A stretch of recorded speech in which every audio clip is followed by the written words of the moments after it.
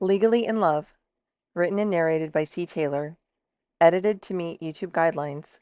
To purchase the unedited book, please click the link in the description. Chapter 21.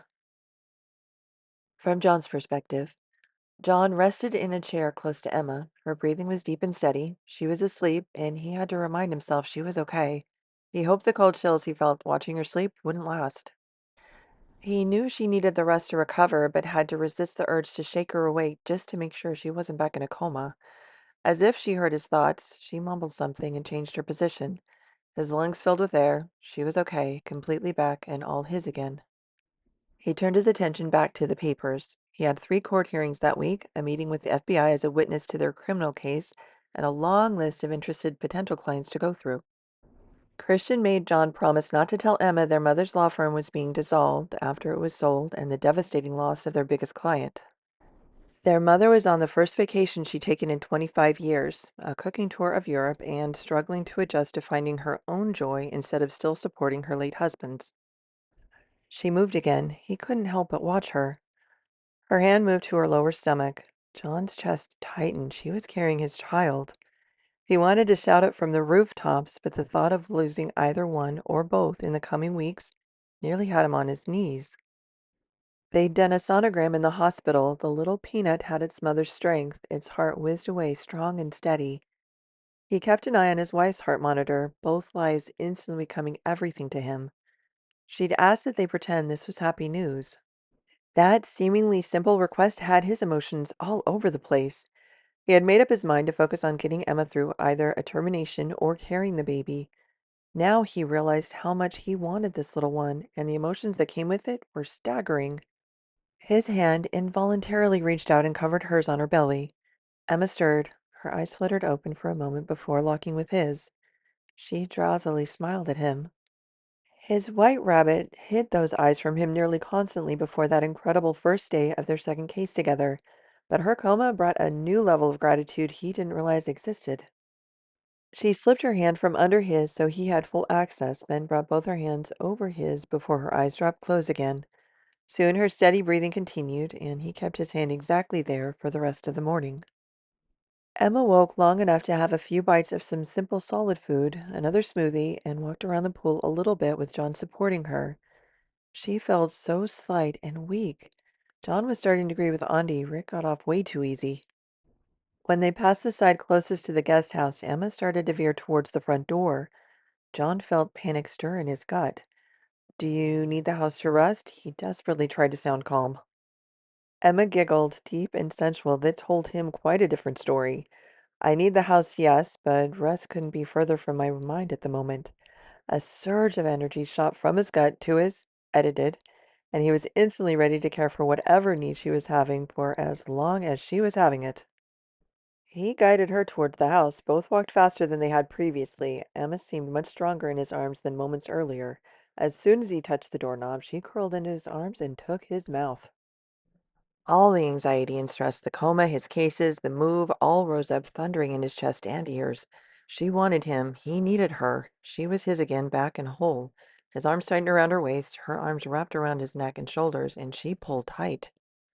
He expected her legs to go around his waist, but they were just lifted off the floor, and he remembered her lack of physical strength, although her arms were doing really good around his neck. Edited for content.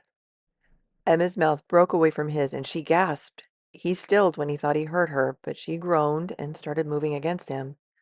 She was sheer magic. He let her play a few moments to make sure she was ready before he let the thunder in his blood take over. Do you remember your safe word? He breathed into her ear. His words caused a moan in her he'd never heard before, but would work really hard to hear again. Oh, crap, yes, I remember. You only ask that when you plan on doing something you think I won't like, but ends up being my new favorite thing. She was breathless and still moving hard against him. Her words pulled a feral scream from him. He tilted his head back and it erupted from his throat as he unleashed. His eyes opened hard and focused on her. Her eyes were tight shut, her mouth wide, her face twisted from pleasure or pain. He wasn't certain, but she wasn't saying her safe word, wasn't saying anything. Edited for content. The feel of her tighten around him only fanned the fire. He wasn't done with her, not yet, nowhere near it. He slowed slightly when she started to relax, but didn't stop. He pushed away from the wall and laid her on their bed. His body demanded he take her again, but he needed to make sure she was okay. She was weaker than before her coma. Edited for content. The beast in him smiled, and by the time he did it again, she was moving against him again. His girl. Edited.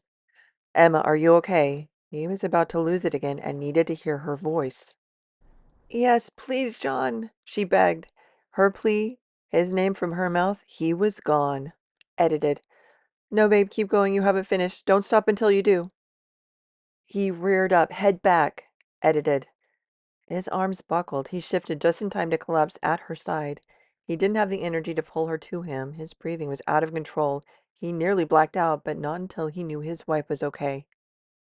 He had lost control completely with his wife who just came out of a coma. Still gasping, he turned his head. Emma was gasping and not moving. He tried to form a question, but couldn't slow his breathing enough to form words without passing out. He felt Emma's hand on his arm. It calmed and alarmed him at the same time. Was she comforting him? Was she mad at him? Had he hurt her? Holy crap, babe, I needed that. Thank you. Her thumb started stroking his arm. Her words brought such relief he started to laugh. Did I say something wrong? She sounded concerned. No, no, baby.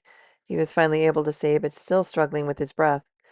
You made me lose my mind. I thought I hurt you. It was amazing. If I could move, I would.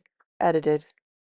This brought a feral groan from somewhere dark inside him as his breathing calmed slightly. I've learned you have the most amazing mouth when we are intimate. Between you swearing, kissing, and describing what you want to do to me, I'm surprised we're ever not doing it. Is that possible? Her question was genuine, and he knew her mind was in research mode. He laughed again. How could she even think anyone else he dated could possibly come close to her? No one had ever been able to match his drive or ferocity. Even in her weakened state, she still needed him as hard as he needed her. We might have to work up to that, she thought out loud. He loved the challenge in her voice. Tantric masters are said to be able to have sex for up to 12 hours straight and orgasm for hours. Whoa, would he be able to keep up with her? Are you a tantric master? I've wanted to train, but since it takes a partner, I never had the opportunity before our wedding. She turned her head to him and started raising and dropping her eyebrows. I'm your willing partner for whatever you want to explore. This had to be heaven. From Emma's perspective, best wake up from coma ever. This had to be heaven. Anyone else would have been too careful with her to effectively allow her to work out all of her post-coma fuzz, and John's 3 weeks of intimate frustration had been the perfect cure. She felt better than she had in her entire life. Her hand slowed on his arm. He had changed everything in her life. She would never be the same. Being alone in that condo that used to be her safe space would be torture now. Everything in her life was now intertwined with him. She would never be okay without him again. Was that putting too much pressure on him? Did she just push him too hard? He was still gasping. Did he just harm himself trying to give her what she wanted, well, needed? With her last ounce of strength, she rolled toward him, looked at his face. It was sweaty, so was the rest of his body. Damn if her hormones didn't already have her hungry for more of him. He looked exhausted. Are you okay? She asked softly. He smiled and laughed, still gasping. You are amazing, was all he could get out. His eyes were dropping. He was struggling to stay awake. If anyone deserved a rest, it was him. His performance was 5-star, and it apparently had taken a toll. Her hand moved from his arm to his chest. Just rest, babe. I love you. He struggled a moment longer, looked like he was going to say something. Instead, he just weakly gathered her close, her back to his front. She pulled a blanket over them, and soon she heard his deep, steady breathing. She felt so safe, cocooned in his arms, in the bed, under the covers. Overwhelmed with emotion she didn't understand but never wanted to end, she pressed into him gently before sleep swept her away. From John's perspective, he woke. Emma was in his arms, but something else was happening. He heard something. He looked around and found Christian and Auntie standing at the door to their room. Whoa, what time is it? He whispered, trying to find his watch, then realized his clothes would also be a challenge to locate. Shift change. You're needed at the office, Christian informed him. Okay, give me about 5 minutes, he announced and carefully pulled away from Emma.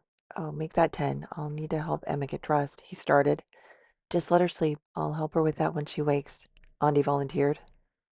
John nodded and waited until they were both out of the room before he stood up.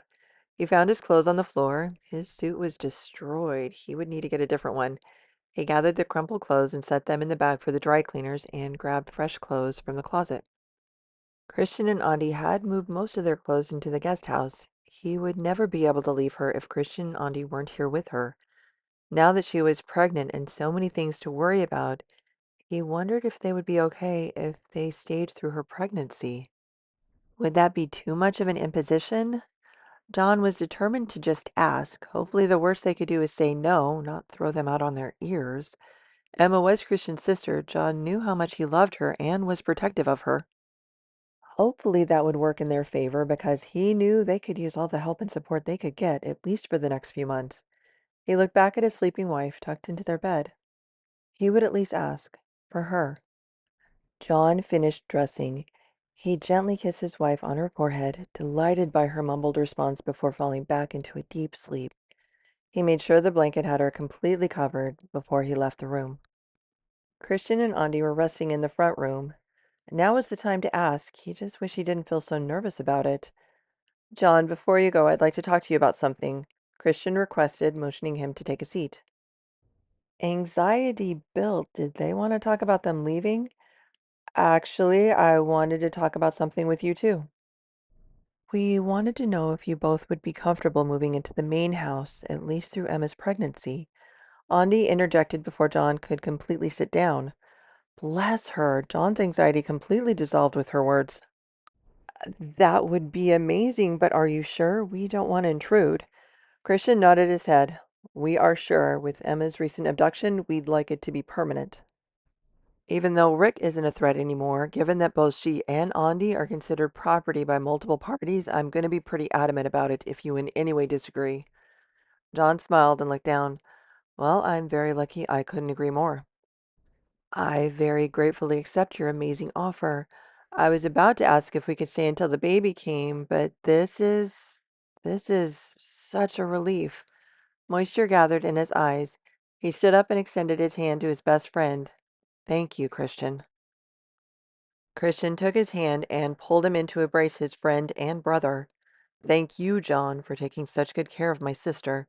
Now we have to work together to keep them both safe. John nodded. I'm on board, he confirmed. Hard male slaps on the back and the two backed away. Thanks for training me to protect Andi. Those skills will come in handy for Emma, too. Christian leveled his eyes at John. Yeah, it was never just for Andi. He let those words sink in before he continued. We're in this together, power in numbers.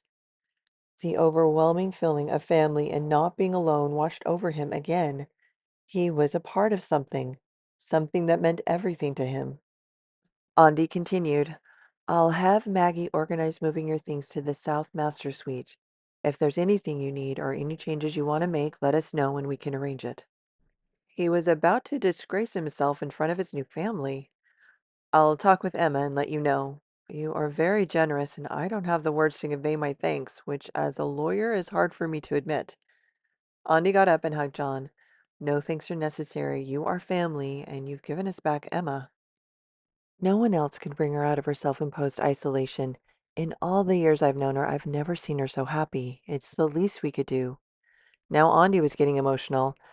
Plus, I miss seeing you every day, like when we shared the condo at college, so thank you for helping us get our family back together. Andi snuggled under Christian's arm as he wrapped it around her. Family. Their family. His family. He'd just imagined feeling like family back then. At graduation, he thought his dream was over. Now they would be under the same roof again, only this time with Emma, and he was truly, legally, and completely part of the family. You should get going. Peggy insisted I promised she'd be back in the office by 1:30. Let me know if you need anything for your cases or court dates this week. We'll coordinate schedules so one or more of us is with Emma at all times. The girls don't go anywhere alone, ever. Andi is used to it, but I'm not sure how Emma will react. That will be mostly up to you. Let us know if you need any help with her. John nodded and grabbed his briefcase. I'll be back right at 5:30. I have my cell phone and can be back within 10 minutes, he announced the obvious. We've got her, don't worry. Christian reassured him with an added pat on his back. Thanks, you guys. Again, thank you. With that, John went to his truck and drove away. From Christian and Andi's perspective, Christian still had his arm around Andi. Well, that was easier than I thought, she said up to her husband. Christian nodded. Between keeping Emma safe and getting you anything and everything you want, it was inevitable. Like you said, though, glad it went smoothly. I would have hated to strong arm him. Andi groaned. Hold that thought, love. We haven't told Emma yet. They both looked at the innocent-looking woman still asleep in their guest house bed. That slight little girl was deceptively stubborn and cunning. The last thing they needed was for her to take off and disappear like she did over and over when they tried to get her to move in when they bought their house. I hope she doesn't try once she realizes she's locked down, no way out. Christian's forehead creased in concern. We have a playroom now. If we need to handcuff her to a bed, I made sure it was a really comfortable one, Andi offered. Back then, I thought I would die at any moment and didn't want to taint your amazing house with any sadness. Now I know why I'm sick, and my husband is literally my cure. I've come to terms with the fact that I have years now and want to live as long as possible with that amazing man you had me marry. I'm on board with living here forever. Emma's eyes were open and she was watching them. Then her eyebrows raised. But I'm still interested in seeing this playroom you were talking about. I'm guessing since a bed and handcuffs were mentioned, it's a grown-up one? Andi laughed. Christian smiled. Something he hadn't done with Emma since before she was taken the first time. Yes, Emma, I'll show you. You and John are welcome to any and everything in the house. If we need to schedule the playroom, we can. Let me get you dressed and we'll move to the main house for lunch. From John's perspective, how's Emma? It was Peggy's first question when he got to his new office. Oh, and you have these calls to return. 5 new clients have been scheduled. I left files I started on all of them on your desk, and Mrs. Winthrop is in your office. The sensation of being shot out of a cannon settled in. Between the time he'd taken to be with Emma, the move of his entire office to Christian's office building, and his reputation spreading throughout the city, his little practice had gotten busy. Same for Peggy. He started to look for an assistant for her, too. John couldn't help his ecstatic smile at Peggy's first question. She's doing amazing, he confirmed, and was proud he didn't jump up and down like a little girl with excitement. Peggy's face showed relief and she smiled. Let me know when she's up for another visit. I'd love to see her again. John nodded and headed for his office. Emma's awake? He heard the question from his office. Megan was standing there when he looked up. Yes, she is. She was resting when I left, but I'll see how she's doing tonight and let you know when she's up for visitors. I know she would love to see both of you. John spent the afternoon going over paperwork with Megan. She was quickly proving to be shrewd and proficient with her business decisions. 2 more meetings and his day was over. Peggy reviewed his schedule for the next day that would start bright and early at 8 a.m. and he would be working all day. He hoped Emma would be able to join him, but he was determined not to push. Even though it would be in a new office, he liked their old routine. Expanding it to include his other favorite people, Christian and Andi, just made it all the better. Now he got to go home to be with his wife and family. He thanked Peggy for all her work and approved her request to start finding an assistant. As soon as she narrowed her selection, he would vet them and they would decide on who would provide the additional help they needed. From Emma's perspective, Andi helped Emma into a baggy shirt and her favorite linen overalls, and Christian carried her to the house. They all hung out in the atrium as their things were moved into the second master suite in the main house. The house was massive, but since Andi wasn't able to go out very much, it was intentionally bought with that in mind. It had everything she wanted and needed and plenty of room for her to not feel penned in. The grounds included winding garden paths, a chicken coop at the far end that she collected eggs from every day, a pool, tennis court, sports court, and horse barn.